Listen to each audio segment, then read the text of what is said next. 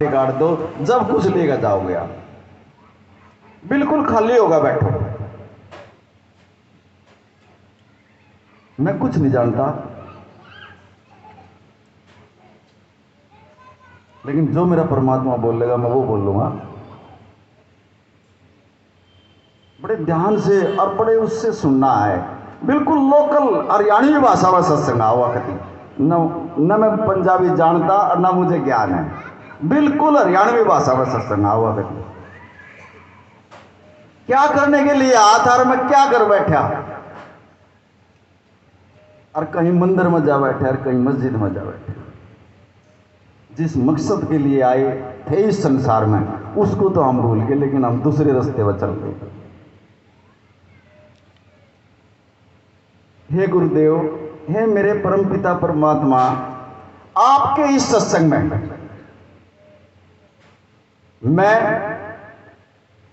एक ज्योति बनकर जलने की मेरी ख्वाहिश है। सुनसान अंधेरी रात को रोशन करने की ख्वाहिश है। जब मेरी जिंदगी की किश्ती डूबने को थी, अब मेरा परमपिता परमात्मा जब साहिल बनकर आया तो मुझे जीने की ख्वाहिश है। अब मेरी जीने की ख्वाहिश है। हे प्रभु, हे मेरे परमपिता परमात्मा, गुरु महाराज, न मैं राजा हूं न मैं अमीर हूं, न मैं रईस हूं न मैं गरीब हूं न मैं रईस हूं। सतगुरु मेरी संतनत है। बड़े गौर से सुनना मेरी बात को। एक एक लफ्ज जो मेरा परमात्मा बता रहा हूं मैं आपसे बोल रहा हूं। सतगुरु मेरी संतनत है और मैं इसी संतनत का एक फकीर हूं।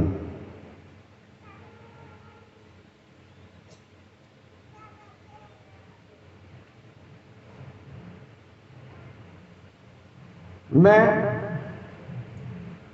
आपकी कुछ दिन पहले मैं भी आपकी तरह जो है ऐसे सत्संग सुना करता बैठ, लेकिन एक गंदे तालाब में जो है मैं पड़ा था, और उस गंदे तालाब से मेरे परमपिता परमात्मा ने यो हीरा निकाल के और इतना पवित्र कर दिया जो मैं आज आपके सामने इस गद्दी में बैठकर जो है ना उसका नाम प्रचार कर रहा हूं। मैं तो इस लायक नहीं था, मैंने जिंदगी में यही नहीं पता था कि तो यहाँ तक भी जाएगा, लेकिन वो परमात्मा है, वो जानी जान है, वो अंतर्यामी है। आप अब जो है ना एक शिष्य के सामने बैठे हो, यहां कभी किसी के भरम हो, ये आप शिष्य में देख कर अपनी शिकल संवार लेते हो, लेकिन यहां तो एक शिष्य ऐसा लग रहा है जो गुरु जो है ना एक एक चेहरे को जो ना पढ़ रहा है और वो देख रहा है। हम तो हमारे पास तो ये दो आंखें हैं सत्संग जी, इन आंखों से देख के जो हमने गलत कर्म किए हैं, अगर एक बार भी धनगुरु दर्शन या धनगुरु नानक कह देंगे ना हम अपने मुंह से, सारे माफ हो जाएंगे। अपने इस मंत्र में वो ताकत है। धनगुरु दर्शन कह ले या धनगुरु नानक कह दे, जो हमने इन आंखों से जो है ना बुरे कर्म करे हैं, अगर 5 बार हम धनगुरु दर्शन कह दे या धनगुरु नानक कह देंगे ना, आपके जन्म के पाप कट जाएंगे। करे तो हमने ये, अरे इन आंखों से ही जो है ना हमने देख कर ये कर्म करे हैं। अपने लेख काले लेख लिख दिया हमने सत्संग जी। ये काले लेख ना लिखो।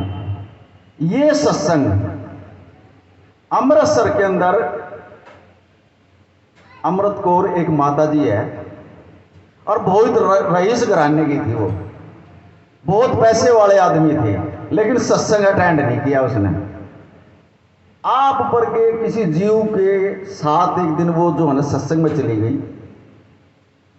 अब तू इतना दान पुण्य करती है, इतना संत महात्माओं को लंगर खुआती है, तूने कभी साध संगत को बैठी है कभी जागा? अगर ना वो तो मैंने कभी अटेंड करी ही नहीं। अगर आज तू मेरे साथ चल। साध संगत जी वो 15 मिनट के लिए सत्संग में आन गए, आपकी तरह सत्संग में बैठ गए। अभी आपने इस जो यो समय दे रहे हो ना, इस समय के बारे में ज्ञान नहीं है, अब इसका क्या फल मिलेगा। चाहे कहीं मंदिर में चले जाइयो या मस्जिद में चले जाइयो या गुरुद्वारे में चले जाइयो, लेकिन साथ संगत का जो मैं बैठ के जो फल मिलता है ना, वो कहीं नहीं मिलेगा। अब वो माता जी इतना पैसा खर्च किया करती, क्योंकि उनके घर में किसी चीज की कोई कमी नहीं थी, और रोज 150 आदमियों को तो वो लंगर भी खिलाया करती, लेकिन वो किसी काम का नहीं था।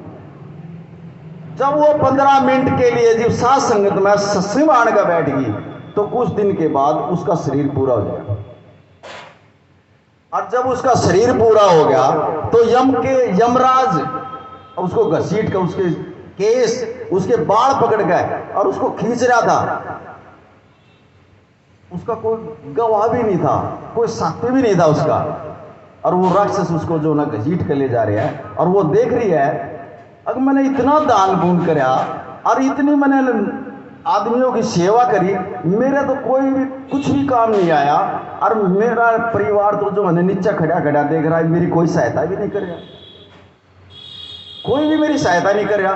मैंने उस दान पुण्य का किए होगा, मेरा क्या फायदा बताओ। उसने आगे जब वो ले गए तो वो राक्षस पता क्या कहते हैं उस माता जी को, माता जी यह इतनी गंदी नदी है, इसमें खून और मवाद बह रहा है, इस नदी को आपने जो है ना पार करना पड़ेगा, चाहे कैसे भी करिए।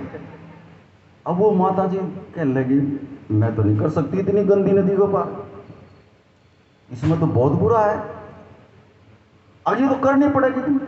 अब उनके आगे किसकी पार बसाव है, वो राक्षस बुद्धि के लोग हैं।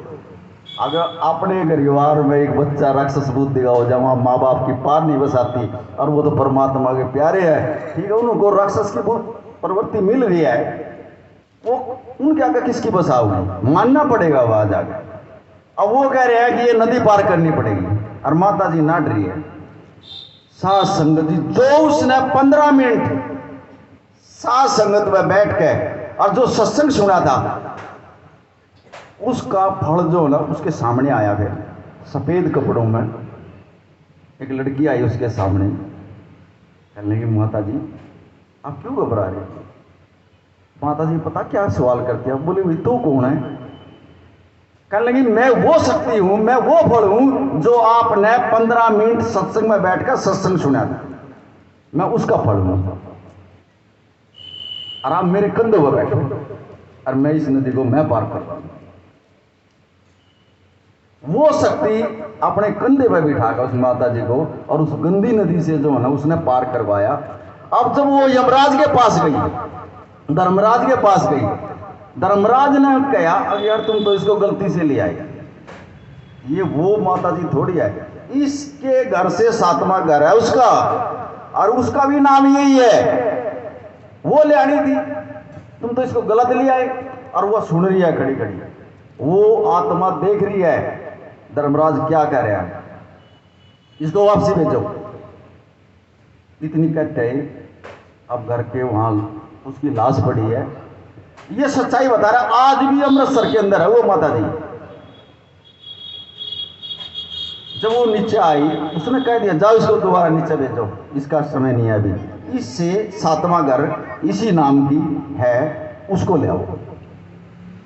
अब वो जब नीचे आई तो सारे रिश्तेदार खड़े थे, और वो तो एकदम जो होना उठ गई, और उसने देखा, मैं तो सुपना ले रही थी, लेकिन एक चीज ध्यान थी उसकी, ठीक 5 मिनट के बाद 7वें घर में, और जब वो रो राट पड़ी और उसी के नाम की हुआ थी, और उसने देखा हाँ धर्मराज ने यही बात कही थी, और ये तो सच्चाई होगी, ये सच्चाई है।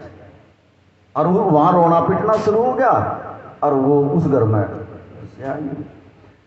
उस दिन के बाद जहां भी सत्संग होता, माता जी जो है सबसे पहले आगे बैठी पाती सत्संग में। एक दिन गुरु महाराज ने उससे पूछ ही लिया, यार हम जहां भी मैं सत्संग करने के लिए जाता हूं, या माता जी सबसे आगे बैठी पावा है, इसे पूछ तो लो, क्या इसके घर के कोई इसको कुछ कहते नहीं, इसके पास कोई काम नहीं, कहने लगे माता जी खड़ी हो तो। अब वो खड़ी होगी। माता जी जहां मैं सत्संग करने के लिए जाता हूं तो सबसे आगे बैठी भाव है, कारण बता मुझे आज तू क्या कारण है। उसने जो है ना अपनी सारी हकीकत बताई। कहने लगी महाराज जी ऐसे ऐसे बात थी, और मैं मर गई थी, और मैं धर्मराज का चली गई थी, अरे मैंने 15 मिनट आपका सत्संग अटेंड किया था, सिर्फ सत्संग भी नहीं सुना था, साथ संगत में बैठी थी आनकर, और उसका फल जो मुझे मिला ना, मैं दोबारा जन्म आपके उससे होया। और अब मैं जो है ना चाहे कहीं भी आपका सत्संग हो, मैं सत्संग नहीं छोड़ूंगा। ये साथ संगत, नाम की ताकत। नाम की ताकत की बात बताता हूं आप। राजा गए, इतनी सुथरी घरवाली थी, इतनी सुथरी घरवाली थी, राजा था। अब उसने जो है ना उसके पास सिर्फ लेडीज जो है ना सेवा करने के लिए लगाई थी, बाकी जेंट्स नहीं लगाया उसने। अब जिस कमरे के अंदर वो राजा के घरवाली रहती थी, उसके अंदर उसके आगे जो सेवा किया करती, झाड़ू पोछा किया करती माता जी, एक दिन वो बीमार हो गई। और उसने घर जाकर कहा अपने लड़के से, कहने लगे पुत्र मेरा बुखार हो गया, और तू 2-3 दिन जो है ना मेरी ड्यूटी कर दे, और ना राजा जो है ना नौकरी से हटा देगा। अगर रानी के घर के सामने जो मकान है उसकी मैंने सेवा ले रखी है, और उसी से हमारा खर्चा चलता है, और मैं बीमार हो गई तो उसकी सेवा करे, उसकी सफाई का कार्य है। जवान लड़का रहा साथ संग। देखो नाम की ताकत बताता हूँ आपको, नाम में कितनी ताकत होती है। अब माता जी बीमार है और वो जवान बच्चा है, और वो सफाई करने के लिए आ गया। अब वो झाड़ू पोछा कर रहा है, कुछ इसे भगवान के करने हो गए। रानी घर से बाहर आई और उस लड़के की उस पर नजर पड़ी, और उस लड़के के दिमाग में जो है ना गलत बात आई। लड़का सफाई जरूर कर गया, घर जाकर मायूस होकर बैठ गया, ना रोटी खावे, ना किसी से बोल रहा, ना कुछ। माता जी का बुखार चढ़ रहा, कहने लगी पुत्र तू तो एक दिन सफाई करके आया, ऐसा कौन सा क्या काम हो गया जो तू आज ना रोटी खा रहा, ना तू बोल रहा, ना कुछ बता रहा, तू बात बता क्या हुई है। कहने लगा माता जी मैंने उस रानी की शिक्ल देख रही, मैंने तो जो है ना उसके साथ शादी करनी। अम्मा कहने लगी पुत्र वो राजा है, और तू एक झाड़ू पोछा करने वाला, और तू नु कह रहा मैं उससे शादी करूं। तने मेरे से तो कह दिया बाहर मत कहिए, वो राजा है, 1 मिनट में सारे परिवार को ही खत्म करवा देगा। और तेरे मन में ये बात कैसे आई? न बोली माँ, वो लड़का कहने लगा माँ चाहे मेरी जान निकल जाए, लेकिन चाहे वो मेरे से शादी भी ना कराए, लेकिन एक बार मेरे से बात जरूर करवा दे उसकी। ये 3 दिन हो गए, लड़का रोटी नहीं खावा है, पानी नहीं पीवा, किसी से बोलने नहीं। माँ है, माँ ने तो सेवा करने के लिए जाना है रानी के वहां। जब 3 दिन हो गए वो सेवा करनी थी, वो रानी परमात्मा ने ऐसा करा वो घर से बाहर आ गई, और उस माँ ने जो है ना रानी से बात करी। कह लगी रानी साहब, हाँ बोलो माता जी, मेरा लड़का सेवा करने के लिए आया था, और वो तो आपकी शिक्ल देख के सिर्फ नू कह रहा अगर रानी से मेरी बात करवा दी, और ना वो मरेगा कभी, वो बच नहीं सकता। रानी कहने लगी माता जी यहां तो जो है ना आदमियों का तो कोई काम ही नहीं है, और तेरे लड़के से तो मैं कैसे मिल लूंगी, राजा ने तो इतना बैन लगा रखा है मेरे ऊपर। लेकिन मैं एक तरीका बताती हूं, देखो तरीका बताती हूं कैसे मेरे से मिल सकता हूं। जा उसका भगवा माना करके, और उसको जो है ना ये जो मेरे मकान के सामने जो चौक है ना यहां भेज देना, और उसके थोड़ी पिन्नी होती है काजू, ये वैसी होती है ताकतवर चीज होती है, वो थोड़ी उसके पल्ले में बांध दिए, और वो एक मटके में ले आकर अपने नीचे रख कर दाब के वो बैठ जाएगा, और यहाँ का वो आंख बंद करके बैठ जाएगा, उसी से ना किसी से बात नहीं करनी। और जब सो जाए रात को 1-2 पिंडी खा गए और अपना बैठ जाए, सोना नहीं उसने। और यहाँ इतने आदमी आएंगे इस चौक में मिलने के लिए उससे, उसने तो आंख खोलनी नहीं है, चुपचाप बैठा रहो बस। सिर्फ एक तरीका यूं है मेरे से मिलने का, और कोई तरीका नहीं। बोले ठीक है, ये तो कर देगा वो। अब वो लड़का फकीर का वेश बना गए और वो पिन्नी ले गए और एक घड़े में डाल गए और एक गड्ढा खोद गए और उस रानी के महल के आगे बैठ गए। अब जो भी आवे और जो भी सामान चढ़ावा वो तो आंख ही ना खोल कभी, बंद करके बैठ गया कभी। जब 3-4 दिन हो गए, राजा ने सोचे यार इतनी पब्लिक आवा है इसके पास, और यू ना किसी से बोलता और ना यू किसी से कुछ लेता, ये तो अच्छा संत है भाई, ये तो बहुत पूर्ण संत है ये तो। और उसके अंदर चल रहा दूसरा संत पना, और वो आंख नहीं खोल रहा। अब राजा भी अपनी थाली के अंदर सोने जवाहरात लेकर और उस फकीर के पास गया और उन्होंने कहा भाई ले तो तू आंख खोल ले, और ये सोने और जवाहरात ले ले तू, अरे अब तो खोल तू आंख। लेकिन उसने आंख नहीं खोली, चुपचाप बैठा रहा। वो तो उस थाली में धरका है और उन्होंने तो रानी रखा दिया जाएगा। नो बोलिया रानी मैं इतने जवाहरात और हीरे लेकर गया, उसने तो मेरे धुएं भी नहीं लिए, और जब तू भी उसके दर्शन करका। अब रानी ने सोचा खेल तो मेरा ही कराया गया, खेल तो मना कर रखे आई हो। कह लगी राजा साहब मैं जरूर जाऊंगा। अब रानी अपनी 6-7 सेवकों को लेकर और उस लड़के से मिलने के लिए जाती है। अब लड़का ऊपर से तो राम राम कर रहा, भीतर दूसरा चल रहा उसके। देखो राम राम बोल रहा सबके श्यामी, लेकिन अंदर जो है ना वो दूसरा चल रहा उसके। कितना। अब रानी ने वो जो उसके साथ 5-6 सेवक थी वो एक तरफ खड़ी कर दी, कर लेंगे आप यहां खड़े हो जाओ और मैं जाती हूँ इसके पास। अब रानी ने जो है ना उसके आगे बैठ के कहने लगी भाई तो आंख खोल ले, वो खोल लेनी। रानी कहने लगी मैं हूं, अगर तू मेरे कहीं से भी आंख नहीं खोल मैं तेरे पर्चे पाट दूंगी। यार ये खेल तो मेरा ही रचाया हुआ है, आंख खोल। और तू मेरी शिकल देखना चाह रहा था, अब देख ले मुझे। अब उसने देखा हाँ ये तो वही रानी। वो लड़का देखो उसके अंदर राम राम बोल रहा था वो, और जब उसने उस रानी के दर्शन करे तो उसके पैरों में पड़ गया। वो कहने लगा माता जी नमस्कार। रानी कहने लगी भी तेरे तो मन में और कुछ विचार था, अब ये होया क्या? नो बोले माता जी माँ क्या बोले उस रानी से, नाम के अंदर इतनी ताकत है। देखो राम राम कर रहा, अंदर दूसरी चाकी चल रही है। और लेकिन जब सच्चाई सामने आई, जब रानी के सामने हो गया तो उसके पैरों के अंदर पड़ गया वो, और उसको माता जी कह गया, जो है ना प्रणाम किया उसने, माता जी मेरे से गलती हो गई। इस नाम के अंदर वो ताकत था।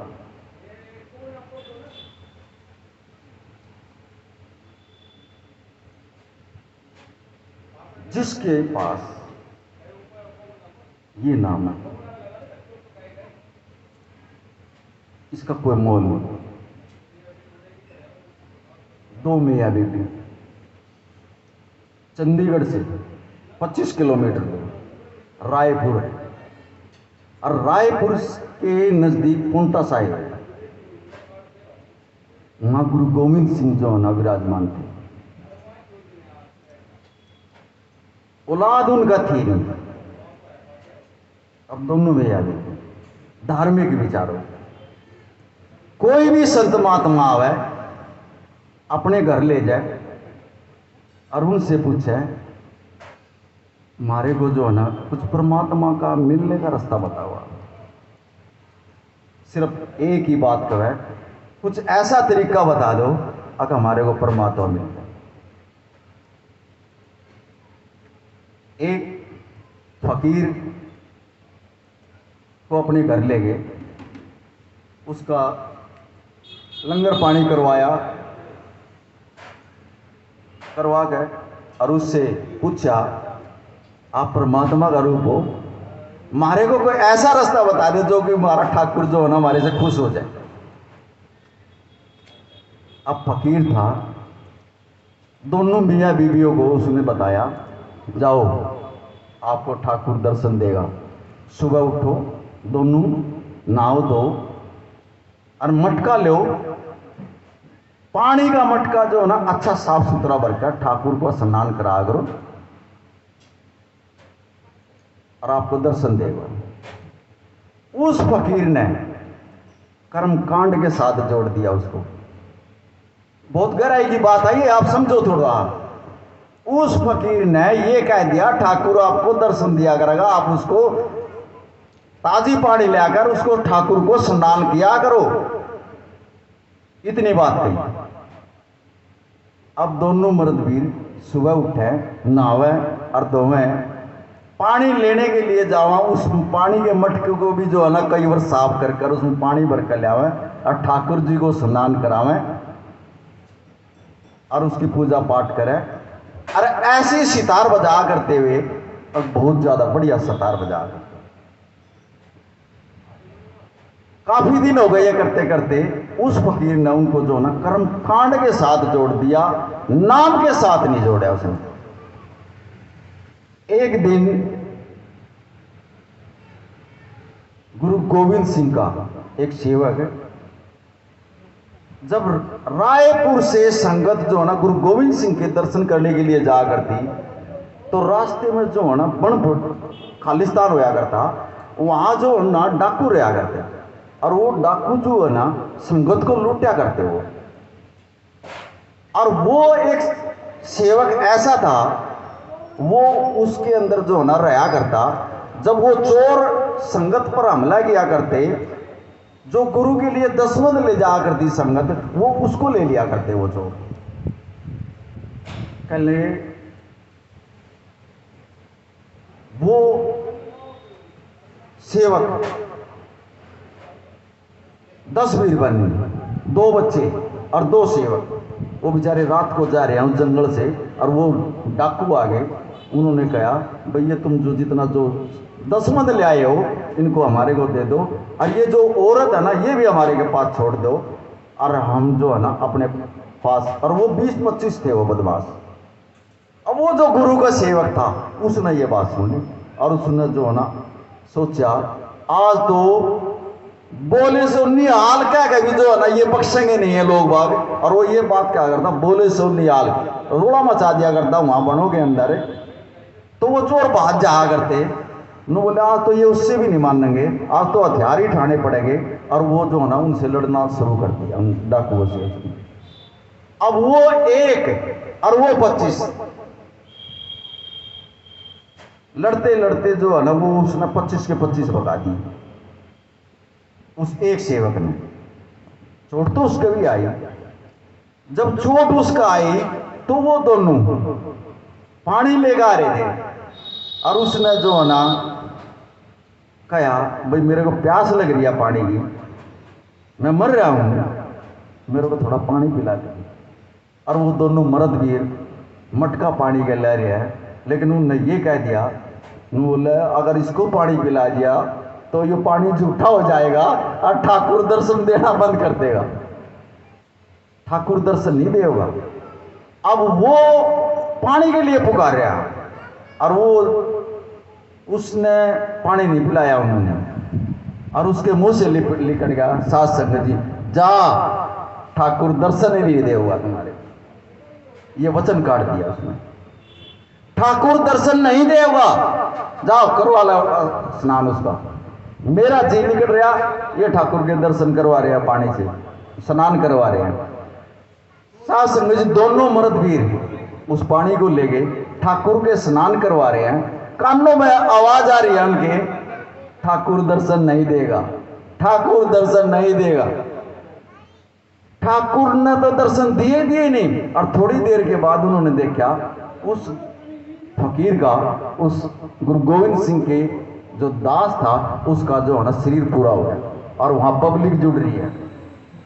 अब वो सोना और मोना नाम था उनका, सोना और मोना, मोना घरवाले का सोना उसके घर वाले का नाम।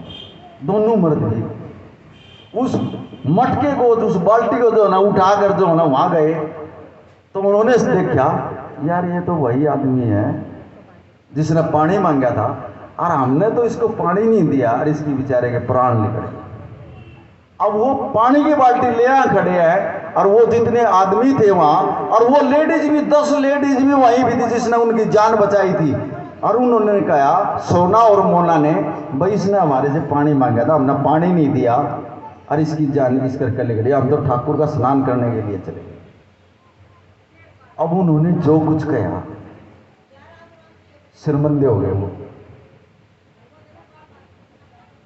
साथ संगत जी, उसके बाद पोंटा साहिब के अंदर वो दोनों मर्द हुए, उनके दिल में फराक हो गया। आकाश के बाद पता नहीं इस जन्म में तो ठाकुर दर्शन देवे नहीं, और के पता अगले जन्म में भी ठाकुर के दर्शन नहीं दे हुआ। चले पोंटा साहब चले, और वहां गुरु गोविंद सिंह हैं, उनसे कुछ रास्ता पूछेंगे, शायद वो इस चीज का हल कर देंगे। दोनों मर्द वीर जब पोंटा साहब गए, और उन्होंने सेवकों से कहा, भाई हम जो है ना महाराज जी के दर्शन करना चाहते हैं। पता गुरु गोविंद सिंह तो जाने जान थे, गुरु थे, अंतर्यामी थे। कहने लगा उनको मेरे दर्शन, मैंने उनको दर्शन नहीं देने, मैं दर्शन नहीं दूंगा उनको, नाटिया साहब, क्योंकि वो गुरु गोविंद सिंह तो वही तो था, वही तो गुरु गोविंद सिंह जो था जिसके सेवक की पानी के बगैर जो है ना उसकी मौत हो रही है, वो कैसे दर्शन दे देगा उसको? नहीं दे। ख्वाब आता है, और वो इतने पैसे वाले थे, अब बहुत ज़्यादा पैसा था उनके पास, औलाद उनके पास थी। अब उसके घर वाले के दिमाग में बात आ गई, मोना हमारे को परमात्मा ने पैसा दिया है, चल इस पैसे को जो है ना गरीबों में बांट देते हैं, और बांट करके जो है ना गुरु महाराज कहते हैं जब तो दर्शन देगा। उन्होंने अपना सारा धन गरीबों में बांट दिया, किराए के लिए पैसे नहीं। और गुरु गोविंद सिंह जो है ना वहां से अनंतपुर साहिब वहां जो है ना वो चले गए। पूछा सेवकों से, भाई कहाँ मिलेंगे? अनंतपुर साहिब में, वहां जा लिया गुरुदेव। अब दोनों मर्द गए पैदल, किराए के लिए पैसे भी नहीं, कई इतने रईस थे, सब कुछ धन लगा दिया गरीबों में, और पैदल चल रहे हैं। वहां जा गए, सेवकों से मिले, भाई हमने गुरु महाराज के दर्शन करने हैं। गुरु जी कहने लगे उनको कह दो मैंने दर्शन नहीं देने, मैं नहीं दूंगा उनको दर्शन, क्योंकि कर्म ऐसा हो रहा। मयूस अब वो फूल का काम जानते थे उस टाइम में। रायपुर की जो रानी थी वो भी उनका बगीचा था जो फूल का, उसमें घूमने के लिए आया करती, वो कंच के उसमें जो है ना फूल उगाया करते दोनों मर्द भी। इतना बढ़िया उनका काम था, वो जानते थे इस कला को। अब मोना कहने लगी, सोना अपने घर वाले से कहने लगी, आपके पास एक कला है, कौन सी? फूल उगाने की। ये जो गुरु जी का जो बगीचा है ना फूल का, इसमें चलो हम सेवा करते हैं, और गुरु जी खुश होगा, किसी न किसी दिन तो इस बगीचे में आवेंगे। अब वो दोनों मर्द भी उस बगीचे के अंदर सेवा करने लगे, और वही कंच के उसमें जो है ना उन्होंने ऐसा बगीचा बढ़ा दिया, ऐसा बगीचा बढ़ा दिया। और कुछ दिन के बाद गुरु महाराज गए उस बगीचे में, और जो पहले सेवादार रहा करता जसवंत उसका नाम था, कहने लगे जसवंत यो इतना बढ़िया बगीचा फूलों का यो किसने सजाया? कहने लगे महाराज मैं तो इस लायक नहीं हूं, आपके दो सेवक हैं और बड़ी आत्मा से सेवा कर रहे हैं, उन्होंने इस बगीचे को सजाया है। पता गुरु महाराज क्या कर रहे हैं? उन्होंने बोला उनको कह दे मेरे इस बगीचे से बाहर लेकर जाएंगे, मैं उनको दर्शन नहीं दूंगा। बोल दे उनको मेरे बगीचे से बाहर हो जाएं, मैं दर्शन नहीं दूंगा। अब दोनों मर्द भी फिर मयूस, उसने कहा भाई जसवंत ने उनसे कहा भाई तुम्हारे से ऐसा कौन सा गुनाह हो रहा है जो गुरु इतना नाराज हो रहा है? साथ संगत जी, अगर गुरु पीठ फेर देना, गुरु मुखड़ा मोड़ ले, कई जन्म भी जो है ना हमारे समर नहीं सकते। अब यहाँ जो है ना, आप मत्था टेकोगे ना, कई रूह ऐसी बैठी हैं मत्था टेक रहे हैं लेकिन आपको वो परख नहीं है, और ये मुंह फेर लेता है। यहाँ अभी भी ये प्रत्यक्ष होगा यहाँ जब मत्था टेकोगे, क्योंकि हमने जो है ना ऐसे कर्म नहीं किए जो गुरु में हम नजर मिलाकर काम कर लेंगे। क्योंकि आज मेरे ख्याल में 2-2.5 साल में सत्संग होया है, और गलतियां तो हमारे से होती है कि नहीं होती है। और गलती करने के बावजूद फिर ये कह रहा मैंने इसीलिए तो तुम्हारी भिक्षा पात्र में जो मैंने भिक्षा डाली थी, क्या मैंने इसीलिए डाली थी, इसीलिए तुम्हारे को नाम दान दिया था। ये मुंह फेर कर खड़ा हो जाता, आपको तो नजर नहीं आता ये। फिर भी जो है ना गुरु महाराज उनसे मिलने के लिए नाट गया। माता जी गई, उनके घरवाली गई बगीचे में, और सोना और मोना जो है ना उनसे मिली। कहने लगी माता जी गुरु महाराज को कुछ रहम करवा दो, और हमारे से गलती हो रही है, हमारे तो कई जन्म लग जाएंगे अगर जो हमारे को परमात्मा के दर्शन नहीं हुए। और गुरु तो इतना नाराज हो गया हमारा, कुछ ऐसी तरकीब बता दो जो हमने ठीक हो जाए गुरु महाराज। अब विद तो जरूर होती है, विद तो बनाता ही है परमात्मा मिलने के लिए। अब घरवाली ने जो है ना उनको रास्ता बताया, और उसमें तरस आ गया उनकी सेवा के ऊपर, क्योंकि आत्मा से सेवा कर रहे थे दोनों, परेशान थे, सब कुछ लुटा दिया था कभी गुरु के ऊपर, लेकिन गुरु फिर भी नहीं मान रहा था। लेकिन फिर माता जी ने जो है ना उनके आगे बताया, ये इतने इतने दिन से जो है ना परेशान है, कुछ इनको जो है ना रास्ता बता। आप गुरु हो, आपके पास तो हर एक चीज का हल है। गुरु गोविंद सिंह ने जो है ना माता जी को कहा, जा उनको कह दे दोनों को अपनी सुरती मन और चित लगा गए परमात्मा में ध्यान करे, और परमात्मा में ध्यान करके और अपनी सुरती के जरिए से उस प्यारे को मिले जिसकी बगैर पानी की मौत हुई थी। वो माफ कर देगा तो मैं माफ कर दूंगा, ना माफ नहीं कर सकता। अब दोनों मर्दवीर सेवा तो कर ही रहे थे, गुरमुख तो थे ही वो। दोनों मर्दवीर जो है ना आंख बंद करके, और जब अपनी सुरती को अपनी आत्मा को और उसमें ले गए, तो वो तो बैठा ही था, पाया में पड़ गए उसके। कहने लगे हमारे को जो है ना माफ कर दो जी, हमारा तो लोक भी परलोक भी दोनों खराब हो लिए। जब हमारा गुरु नाराज हो गया ना, जो लोग भी रो भी लोग हमारा तो दोनों खराब हो लिए, और आप जो ना हमारे को माफ कर दो। उस सचखंड का बात हो, उसके पैर पकड़ लिए दोनों ने। कहने लगे आप आगे दोनों सुरती लगा कर पहुंचे, देखो आप दोनों आगे। हाँ, मैंने एक पीने के लिए पानी तो मांगा था, आपने पानी नहीं दिया हमारे को, और मेरी मौत हो गई, जाओ मैं माफ करता हूं आज।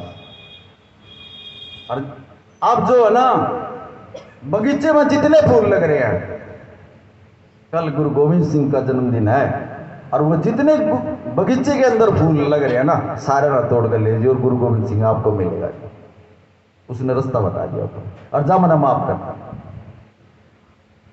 जब वो नीचे आए, उन्होंने फूल तोड़ने लग रहे, इतने में एक महात्मा टक्कर गया वहां आने का। कहने लगे भैया आप जो ये जितने फूल तोड़ रहे हो ना, ये सारे मेरे को दे दो, ये सारे फूल मेरे को दे दो, कल गुरु गोविंद सिंह का जन्मदिन है, मना फूल चढ़ाने। अब फिर फंस गए दोनों। कहने लगे उस विपता में हम निकट कर यहां तक आए थे, अब यो आड़ खड़ा हुआ हमारे पास। उसने हुक्म कर दिया ऊपर से, अब यो हमारे सारे फूल ले लेगा तो अब गुरु गोविंद सिंह में चढ़ाऊंगे, जाएगा बताओ। कहने लगे भाई हमारा तो ये जो है ना गुरु गोविंद सिंह के लिए तोड़ रखे, और हमारा कल जन्मदिन है, हमारा तो बड़ी मुश्किल से परमात्मा राजी होया, और तू जो है ना वो करवाओ अगर ना मेरे को दे। यूं न सोचे यूं भी कोई परमात्मा का प्यारा हो गया और इन्हें भी कोई शराब दे दिया तो हमारा यूं भी जन्म खराब। उन्होंने वो फूल दिए, लेकिन अरदास कर दी गुरु गोविंद सिंह जी से, ये परमात्मा देखा, हमने नहीं पता, ये महात्मा फूल मांग रहा है और अब तू जाना और तेरा काम जाना, हम तो जो है ना इसने दे रहे हैं ये फूल और तना देखना, उसके सुपुर्द कर दिया। साथ संगत जी, कोई भी काम करो परमात्मा ना शामिल कर करोगे ना, वो काम 100% होगा। और जब तुम अपनी चलाओगे, पता परमात्मा के क्या कर रहा है? परमात्मा ये कहता है जब तुम अपनी चलाओगे वहां जो है ना मेरी चलेगी, और जब तुम मेरे को शामिल कर लोगे, मुझे शामिल कर लोगे उस काम में, तो जो तुम चाहोगे ना वो होगा। परमात्मा ये कहता है। अब उस महात्मा ने वो फूल गुरु गोविंद सिंह को जो है ना दे दिए। अब गुरु गोविंद सिंह तो पूर्ण पिता परमात्मा थे, कहने लगे रहा ये फूल तो उन सेवकों ने ले आने दे, तू कहां से ले आया? ये तो उन ले आने दे भाई, असली सेवक तो मेरे वो है। तब तो ऊपर से आधा उतर करते ना उन भाई इन पर कब्जा कर लिया, जा उनको दे गया फूल। अब वो गुस्से मान गया, उसका सारा बगीचा बिगाड़ दिया गुरु गोविंद सिंह का। बोला कोई बात नहीं, वो कर्म कर रहा है, कोई नहीं, लेकिन आपको जो है ना परमात्मा का रास्ता मिल चुका है, और अब यहां भी दर्शन देंगे और आगे भी दर्शन देंगे। इस नाम के अंदर इतनी ताकत है। सोना और मोना नाम था उनका। जब भी दो संकल्प देगा जाता हूं आज मैं आपको, आप हरि कीर्तन भी सुनते हो और सत्संग भी सुनते हो, लेकिन कभी शरीर में कोई हलचल नहीं आई है। आज मैं संकल्प देता हूं आपको, अगर करके देखियो, एक हफ्ते के अंदर अगर शरीर में कुछ हलचल हो जाए तो इस आत्मा को कभी आने वाले समय में परमात्मा कभी दोबारा समय देगा तो आप याद करो। सबसे पहले सुबह उठते ही जिस चीज को आप मानते हैं, या गुरु को मानते हैं या किसी को भी मानते हैं, 4 पाई से पैर नीचे नहीं टेकना आपने। उठते ही, सुबह उठते ही सबसे पहले गुड मॉर्निंग, हे परमात्मा गुड मॉर्निंग, आपको सुबह की नमस्ते। दूसरी बात, हे परमात्मा, हे मेरे गुरु महाराज, जो आज तक तूने मुझे दिया है, आप ले आए क्या थे संसार में? जब आए, जब आप क्या ले आए थे? दिया हुआ तो परमात्मा का ही है। हे परम पिता परमात्मा, जो आज तक आपने मुझे दिया है, मैं आपका शुक्रिया करता हूं, उसका शुक्रिया करो।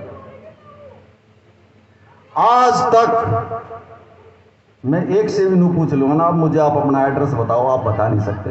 बताओ किसी ने अपना पता हो तो बताओ मुझे। एक भी खड़ा होगा नो बता दो मैंने अपने पते का पता है, बताओ। क्या इसीलिए आए थे कि हम अपने बच्चे पैदा करेंगे, संसार में अपने बच्चों का पालन पोषण करेंगे? अपना पता नहीं, संसार का पता रखते हो, संसार में ध्यान रखते हो, अपना क्या किसी चीज का पता नहीं है। अपना पता करो, अपने अंदर पता करो। जिसने ये शरीर बनाया आपका और वो अंदर पड़ कर बैठ गया आपके, उसने तो जगाओ ना, उस पता करो। सुबह उठते ही हे परमात्मा सुबह की नमस्ते। दूसरा, हे मेरे परम पिता परमात्मा, जो आज तक आपने मुझे दिया है मैं आपका शुक्रिया करता हूं। तीसरी बात, मैं, आप हो कौन? पूछा कभी अपने आप से? पूछा है अपने शरीर से कभी प्यार किया है? दूसरे से तो प्यार कर लोगे आप, अपने शरीर से कभी प्यार नहीं किया। और जब तक अपने शरीर से प्यार नहीं करते तो दूसरे से क्या प्यार करेंगे? जिसने ये बनाया है इतना, पहले इसको अपने आपे से प्यार करो, इस शरीर से प्यार करो। परमात्मा ने कितना बढ़िया शरीर दिया हमारे।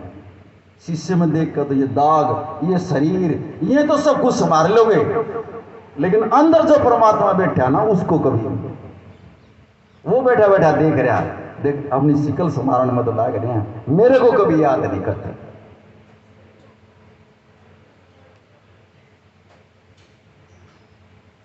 तीसरी बात, मैं मास्टर सर्वशक्तिमान आत्मा हूं। बोलो उसको, मैं मास्टर सर्वशक्तिमान आत्मा हूं जो इस संसार में आई है। और किसकी हूं वो आप जानते हो। जिस चीज को आप मानते हो उसी की आत्मा हो। आप गुरु को मानते हो तो गुरु के पास आप क्यों गए हो? क्योंकि उसकी आत्मा हुआ, उसका अंश हुआ। ये रूह वैसे थोड़ी आई है, किसी न किसी के तो आई। वहां सचखंड में भी पता नहीं कितने पूर्ण संत महात्मा बैठे हैं, वहीं से तो देवलोक से तो आते हैं हम। कोई किसी की रूह है, कोई किसी की रूह है, और वह रूह उनके पास जाती है जिनकी वह है, दूसरे के पास जाएगी नहीं। अगर देवी देवता तक सीमित है तो वो देवी देवताओं के उसमें होगी। अगर गुरु के पास आई है तो वो 100% जो है ना गुरु के पास जाओ। मैं मास्टर सर्वशक्तिमान आत्मा हूं। 5 बार बोलो, मैं शांति प्रिय आत्मा हूं। 5 बार न बोलो। ना गुस्सा होगा आपको, ना क्रोध आओगा। सुबह उठकर मना तो ऐसा घर वाला मिला, मेरी कर्म फूट गए, मेरी किस्मत फूट गई, ये मत फेंका करो। ये ब्लैक व्हाइट बॉल मत फेंको, अच्छा फेंको जो परमात्मा दे दे। ये परमात्मा या तेरी रूह है, इसको सद्बुद्धि दे दे। बस इतनी बात तो कहनी है। लेकिन सुबह उठते ही घर में ये बात मत कहा करो, मेरी किस्मत फूट गई, मेरा ये हो गया, मैंने ऐसा घर वाला मिला। ये तो सुबह सुबह आप जो है ना घर में जो ना झगड़े वाले काम करते हैं। बच्चा भी कोई आपका घर में ऐसा हो जाए उसको भी मत बोलो। अगर बच्चा सो रहा है उसको ठाने की भी जरूरत नहीं, सिर्फ ये कह दो हे परमात्मा या तेरी आत्मा, इसको सद्बुद्धि दे दे। बस 5-4 संकल्प जो है उस बच्चे की तरफ फेंक दो। वो सो रहा है और वो उसको टकराएंगे जाकर, और हफ्ते 10 दिन में जो है ना वो ऑटोमेटिकली जो है ना वो संकल्प उसको ठीक करते हैं। ऐसा ही आजकल मियाँ बीबी में ज्यादातर घर में ऐसे ही रहता है। अगर घरवाली खराब है तो घरवाला संकल्प फेंक दो, और घरवाला बेकार है तो उसके घरवाले फेंक दो। ये संकल्प में इतनी शक्ति है। अगर उसने अपने ऊपर विश्वास है। लाहौर के अंदर एक सिद्धू नाम का एक ठेकेदार था, और वो भट्ठे का काम किया करता, ईंट पकाने का। उसके 2 गरंड खराब हो गए, उसकी ईंट नहीं पका उस आवे के अंदर। अब तीसरी जो ना उसने सारा घर बार बेच दिया, सारा जेवरात बेच के, और श्रवण मंदिर के अंदर गुरु गोविंद सिंह बैठे 300 आदमियों को लेकर गुरु गोविंद सिंह के पास गया।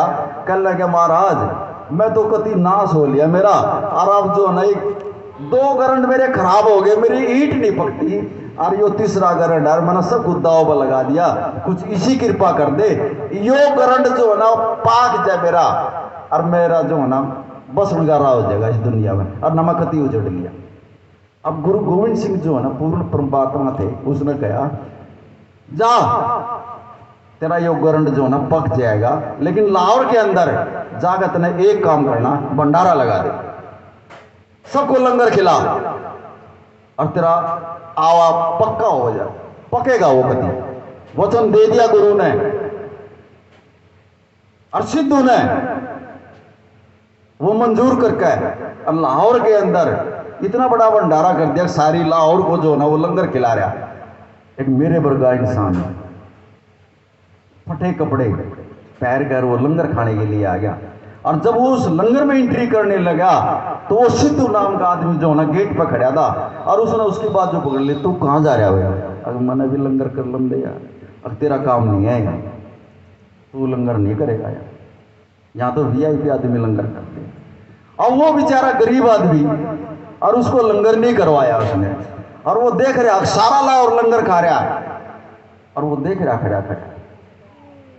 लास्ट में जब सबने लंगर खा लिया और उसने अरदास लगाई, जब उसने पता लगा उस सेवक ने, ओहो ये तो आवे के ऊपर लंगर था, ये तो वो तो कह रहा है आवा पकेगा, और उसके मुंह से निकलेगा आवा कच्चा, सेवक के मुंह से निकलेगा आवा कच्चा। गुरु ने हुक्म कर दिया कि आवा पक्का, और सेवक कह रहा कि आवा कच्चा। साध संगत जी कुछ दिनों के बाद उसने वो जो आवा था और वो जो न उखाड़ा तो वो आवा कच्चा ही निकला। अब वो सिद्धू 300 आदमी ने लेकर फिर हरमिंदर साहब में गया, कहने लगा महाराज आपने जो वचन दिया था ना वो तो झूठा हो गया। बोला क्या बात हुई? बोले आपने तो कहा था कि आवा पक गया, और वो तो आवा कच्चा का कच्चा है। नो बोला मुझे नो बता, जो तुमने लाहौर में जो इतना बड़ा भंडारा किया था वहां क्या होया?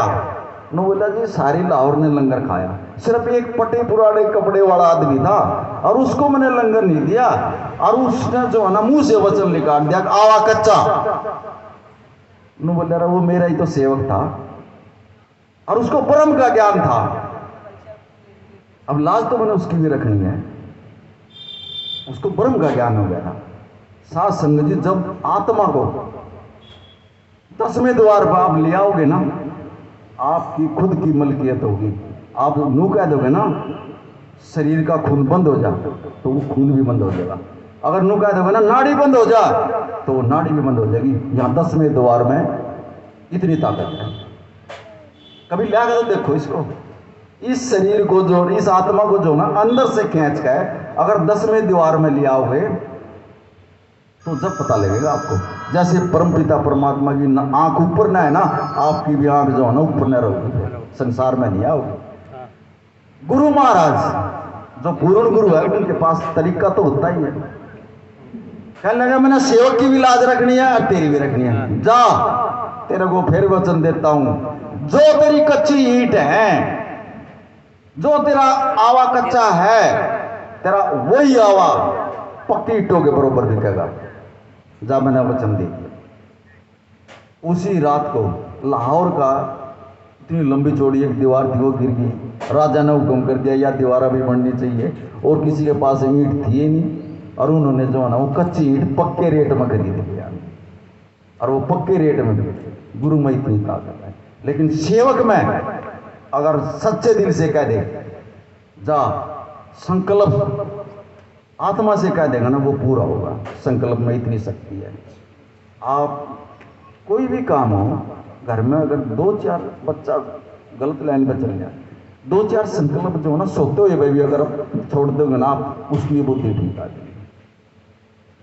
घर वाला बात नहीं मानता, सोने दो उसको, कोई दिक्कत नहीं, संकल्प भेज दो उसके लिए। इतनी ताकत इन संकल्प में। 101 नाड़ी हमारे शरीर के अंदर है, और 100 नाड़ी हमारे को जो है ना संसार में ले जाती है। सिर्फ एक नाड़ी ऐसी है जो परमात्मा से मिलाती है, और वो कौन सी है? सुषुम्ना नाड़ी, इंगला और पिंगला, और ये सुषुम्ना। ज्यादा लंबी नजर ना रखा करो इस संसार में, इस नजर को थोड़ा नीचे न करके चलिया करो। इंगे उंगे न लगाओगे तो संसार में जाओगे, और इस नजर को आप जो ना यहां ले आओगे ना, यहीं से उठेगा आपको। जब भी नाम ले तो इसको जो ना भी यो दिखेगा नहीं आपको। यहाँ उंगली धर का आपने जो ना ये पहचान करनी पड़ेगी, अब ये नासागर है, इसको बोलते हैं नासागर है।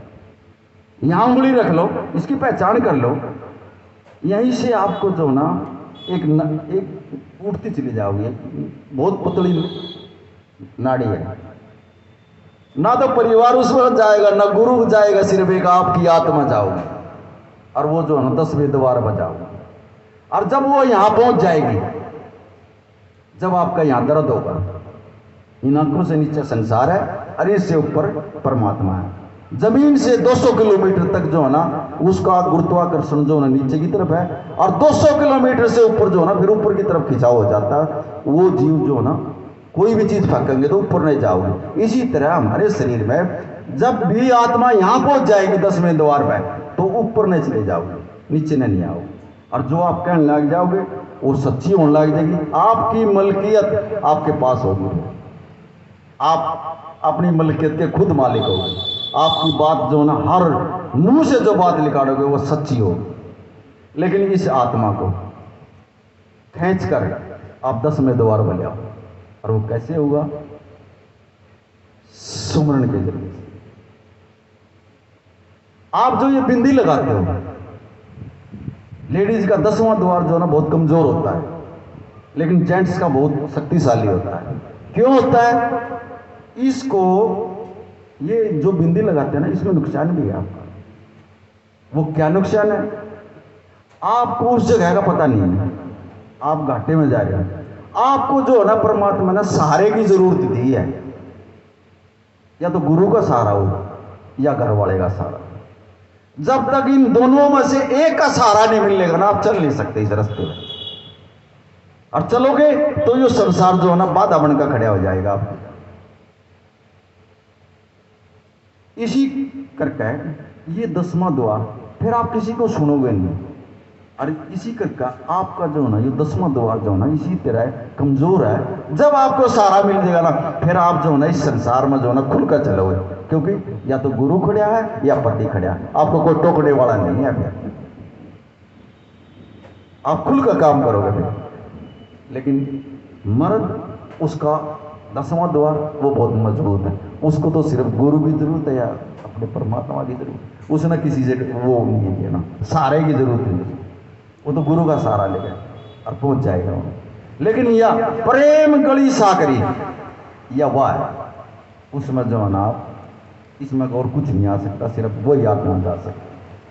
परमात्मा भी राजी हो गया देखो, जहां अच्छा समय हो वहां परमात्मा भी अमृत बरसान लग जाए। आप भी जो है ना इस अमृत को पी लिया करो। ये उल्टा कुआ है, यहां से ऊपर ऊपर जो है ना उल्टा कुआ है। अगर एक बूंद भी अमृत की पड़ेगी ना, आपका भीतर का जन्म जो है ना वो बदल जाएगा। देखिए ये है। आप पत्ते पुत्ते पर मत जागरो, जड़ को पकड़ कर बैठ गए, जड़ में बैठ गए और आपका जो है ना जन्म समझ ले। जितने परमात्मा से जुड़ोगे उतने दुख दूर होते चले जाओगे, और जितने टूटते जाओगे उतने जो है ना दुख आपके पास आते चले जाओगे। और इस कोरोना से तो जो है ना, इस कोरोना से तो जो है ना इंसान इतना मतलब वो हो चुका है, जिस बहुत बुरा हाल हो रहा आत्माओं का। लेकिन हम तो यही कहें, ए परम पिता परमात्मा, जहां तो बैठ जाता है ना, जो भी जीव तेरे दर पाया ना, उसने जो मनोकामना लेकर आया ना, उसकी आस मुरूद तो पूरी करिए। और इनको जो है ना आत्मिक शक्ति का, अपने नाम की बख्शीश दे इनको, और देगा और इनकी आत्मा को शांति दे। नानक नाम चढ़ती कला तेरे बाणी सर्वदा। जो भी बात करनी है खुल का बात करिए, को दिया आपने मौका मिला है। कोई भी परेशानी हो आप जो है ना बताइए, परमात्मा जो है ना आपकी समस्या का हल करेगा।